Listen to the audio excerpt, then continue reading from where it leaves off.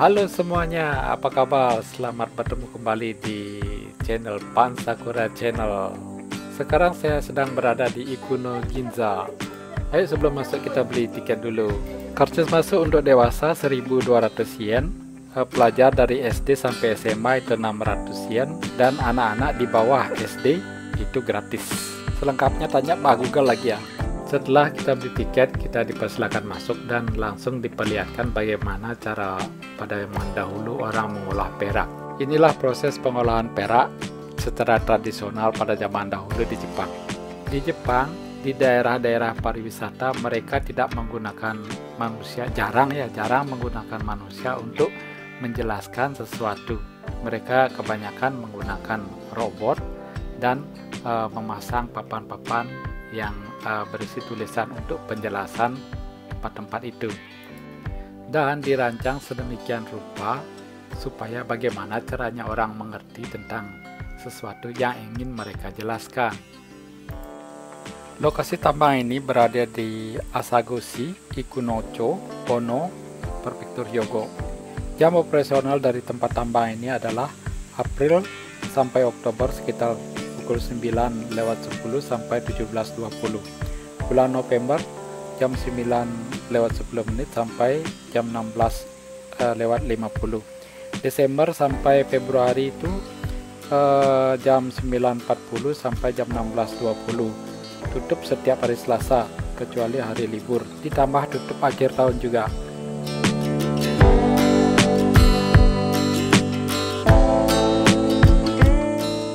Oke, jika persiapan sudah lengkap, jaket sudah dipakai, ayo kita berangkat. Ayo kita masuk. Wah, dingin. Walaupun di musim panas di sini gua ini terasa dingin seperti 13 derajat.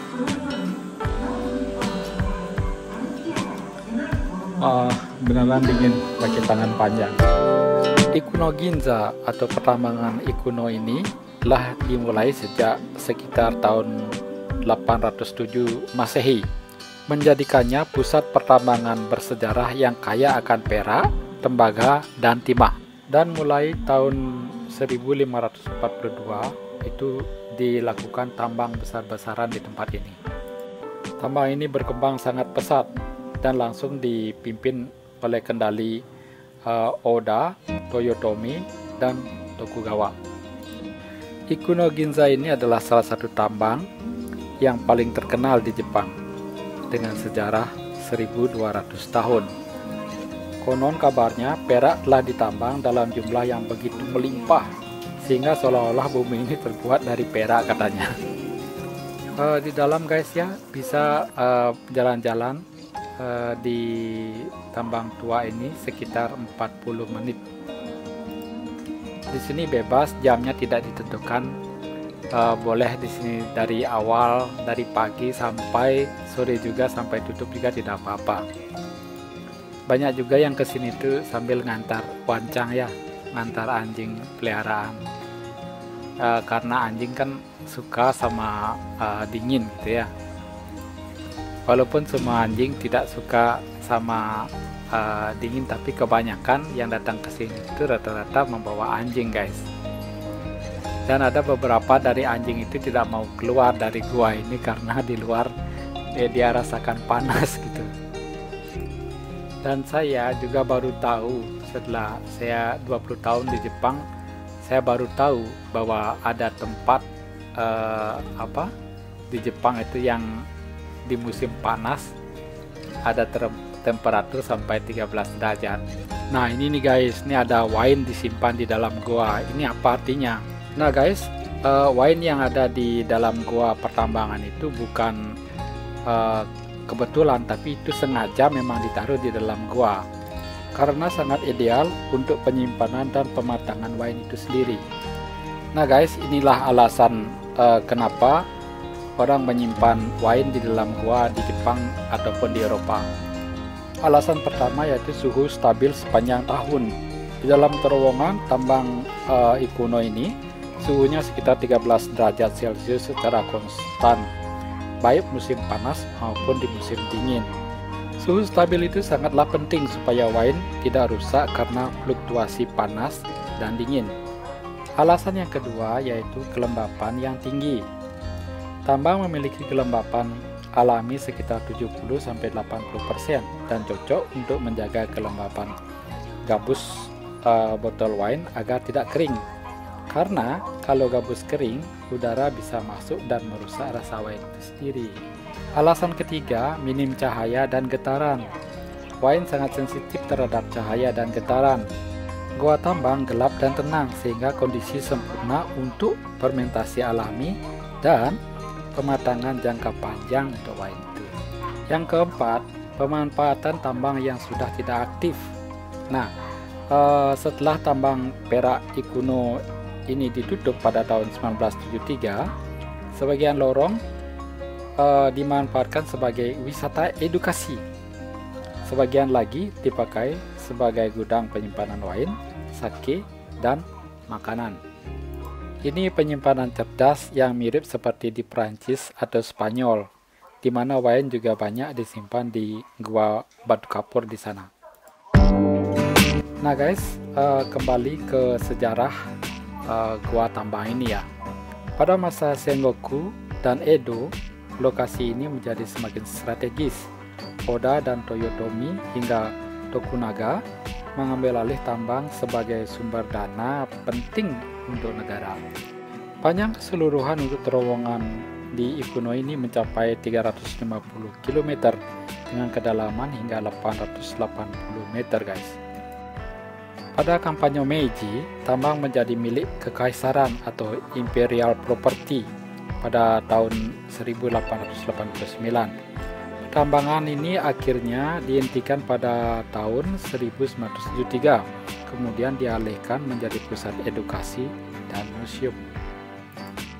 Pengunjung dapat menjelajahi terowongan wisata sepanjang sekitar 1 km yang merekonstruksi aktivitas tambang dari era Edo hingga zaman modern.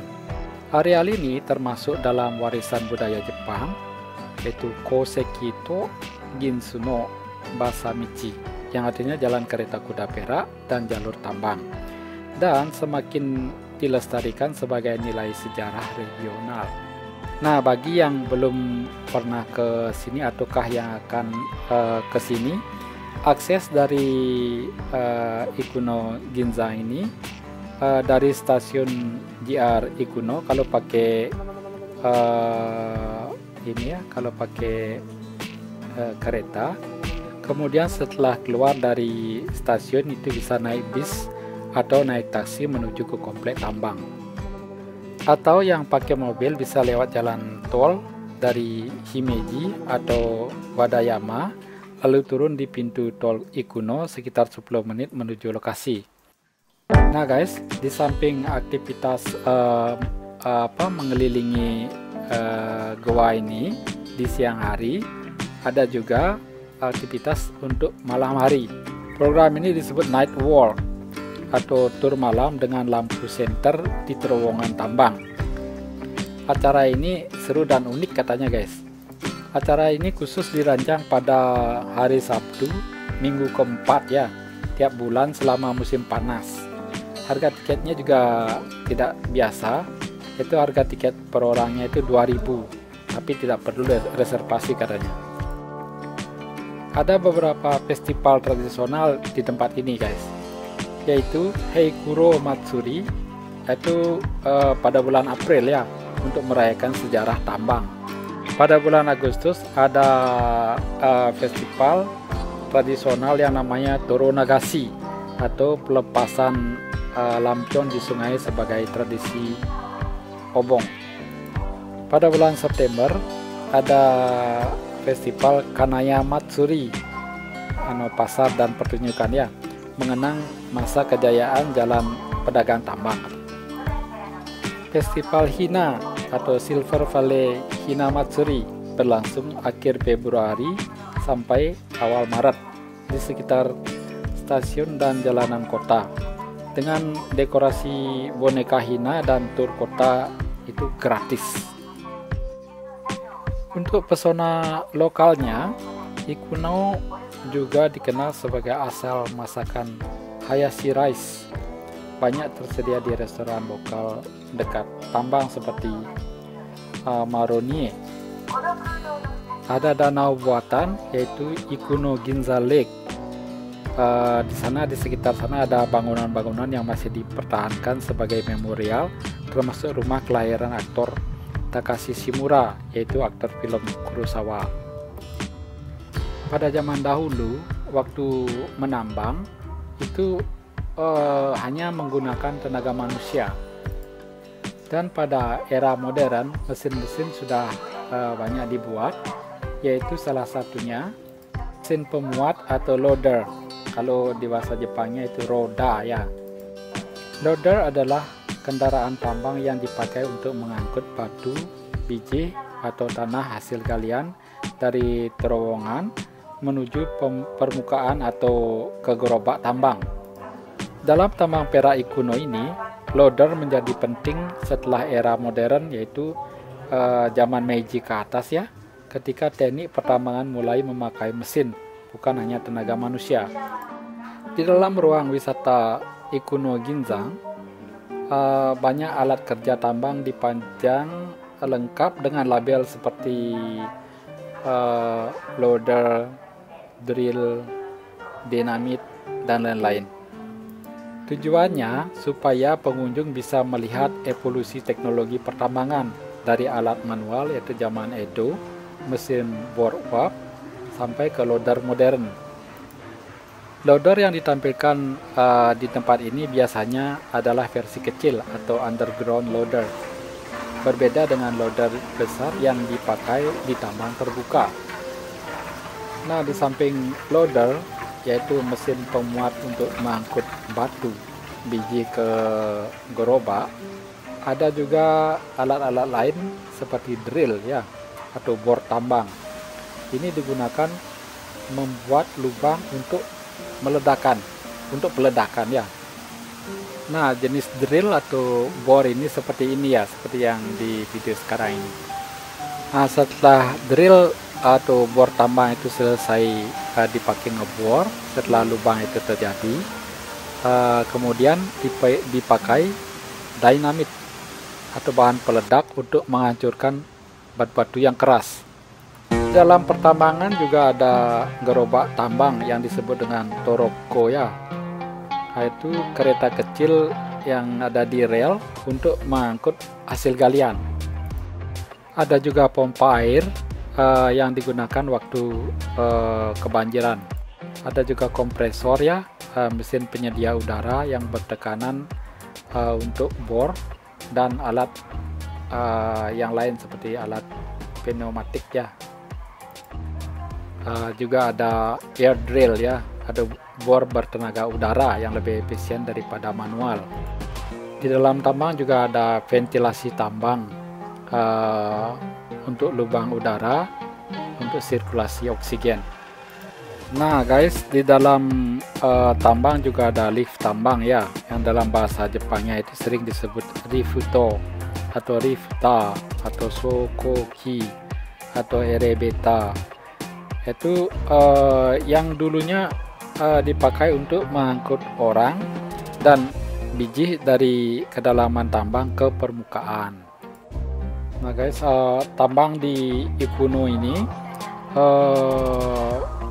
bisa mencapai kedalaman 880 meter guys. Jadi pekerja tidak mungkin dong hanya lewat tangga atau jalan miring. Nah, maka dari itu dipakailah lift agar pekerja bisa naik dan turun dengan cepat. Selain mengangkut manusia, lift juga dipakai untuk mengangkut biji perak, tembaga, dan material lainnya ke atas. Nah, dipakai juga gerobak kecil yang disebut dengan toroko, yang biasanya dinaikkan ke lift lalu membawa barang-barang itu ke permukaan. Pada zaman Edo, semuanya dilakukan secara manual, termasuk dengan keranjang dan tali, lalu ditarik. Pada zaman Meiji, tambang Ikuno mulai diperbaharui dengan teknologi Eropa, termasuk shaft atau poros dan lip tambang bertenaga uap, lalu listrik. Tapi lift ini sekarang sudah tidak digunakan lagi, sudah tidak berfungsi karena tambang ditutup pada tahun 1973. Namun, di area wisata ada rekonstruksi dan pameran bekas poros lift lengkap dengan penjelasannya. Nah, ini yang kelihatan seperti rel ini, di bawahnya adalah kabel-kabel ya untuk transportasi dan untuk penerangan dan lain sebagainya, yang sengaja ditutupi supaya tidak kena air waktu banjir dan supaya tidak membahayakan para pekerja. Anjing-anjing lucu banyak diajak jalan-jalan sama majikannya di dalam gua tambang ini. Tambang ini sangatlah dalam, hingga 880 meter, rawan longsor, runtuhan dinding, banjir, dan kekurangan oksigen juga. Pada era Edo, pekerjaan tambang bekerja dengan alat sederhana ya. Penerangannya juga pakai obor dan ventilasinya sangat minim, jadi sangat berisiko. Catatan sejarah menyebut banyak pekerja yang meninggal akibat peruntuhan batu, ledakan mesiu, serta keracunan gas dan debu. Banyak juga yang sakit paru-paru atau silikosis karena debu tambang. Sayangnya, detail angka korban tidak terdokumentasi lengkap, berbeda dengan tambang modern yang ada catatannya dengan rapi. Namun, arsip lokal Hyogo mencatat bahwa tambang Ikuno ini termasuk tambang yang berdarah karena korban jiwa cukup banyak, terutama sebelum zaman Meiji ya. Saat era modern yaitu Meiji dan Showa, teknologi Eropa mulai diperkenalkan seperti bor udara, lift, ventilasi, listrik, dan lain-lain. Angka kecelakaan menurun, tapi tetap ada kasus peruntuhan dan ledakan-ledakan juga. Kemudian tambang akhirnya ditutup ya pada tahun 1973, salah satunya karena biaya operasional dan keselamatan yang semakin sulit dijaga. Bagian tur wisata tidak menampilkan secara eksplisit kisah korban meninggal, mungkin agar tetap ramah ya untuk keluarga dan turis. Tetapi beberapa panel sejarah dan museum mineral di area tambang menceritakan kerasnya hidup para penambang, termasuk bahwa banyak dari mereka yang meninggal muda.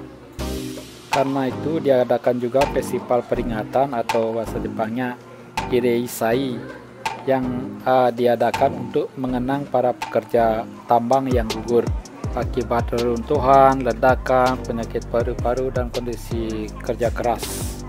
Walaupun angka pastinya tidak dicatat secara detail, tambang ini diingat bukan hanya karena peraknya, tapi juga karena pengorbanan besar para pekerja tambangnya. Para penambang mulai melakukan pekerjaannya itu pada usia 18 atau 19 tahun dan meninggal di usia 30 tahun. Penambang yang hidup usia sampai 40 tahun itu sangatlah jarang. Kasihan juga ya. Oh, di luar panas. Kembali lagi di luar, temperaturnya 27 derajat. Hari ini maksimal di sini 35 derajat.